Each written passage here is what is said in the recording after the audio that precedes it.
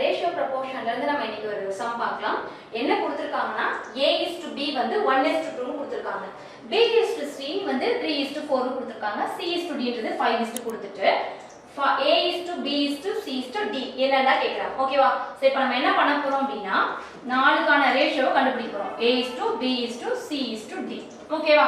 இந்த நாலு வேல்யூமே அப்படியே நம்ம எழுதிர கூடாது. என்ன பண்ணனும்னா ஃபர்ஸ்ட் a க்கும் b க்கும் 1:2 இருக்கா அத அப்படியே எழுதிக்கோங்க. b க்கும் c க்கும் 3:4 இருக்கு இல்லையா அத இதுக்கு கீழ தான் எழுதணும். ஏனா b எனக்கு ரெண்டு தடவை ரிப்பீட் ஆயிருக்கு இல்லையா அப்ப எழுதும்போது 3:4 நான் இங்க தான் எழுத போறேன். அடுத்து c:d ன்றது 5:6 இருக்கு இல்லையா சோ அத இங்க தான் எழுதணும். சரியா?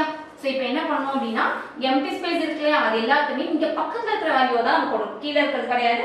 நம்மளோட சைடுல இருக்கக்கூடிய வேல்யூஸ். அப்ப இங்க 2 வந்துரும் இங்க 2 வந்துரும். இந்த இடத்துல எம்டி ஸ்பேஸ்ல இங்க 4 வந்துரும் இங்க 3 வந்துரும். இங்க 5 வந்துரும் 5 வந்துரும். ஓகேவா? சோ இப்போ என்ன பண்ணலாம் அப்படினா எல்லாத்தையும் மல்டிப்ளை பண்ணுங்க. இது எல்லாத்தையும் மல்டிப்ளை பண்ணேனா 15. இங்க மல்டிப்ளை பண்ணனா 6 6 5s are 30. ஓகேவா? சோ அதே மாதிரி இங்க மல்டிப்ளை பண்ணா 40. இங்க மல்டிப்ளை பண்ணா 48. ஓகேவா? சோ இந்த சம்கான கரெக்ட்டான ஆன்சர் இதேதான். இதே மெத்தட யூஸ் பண்ணி இந்த சம்கான ஆன்சர் என்னன்றதை கமெண்ட் பண்ணுங்க. Thank you.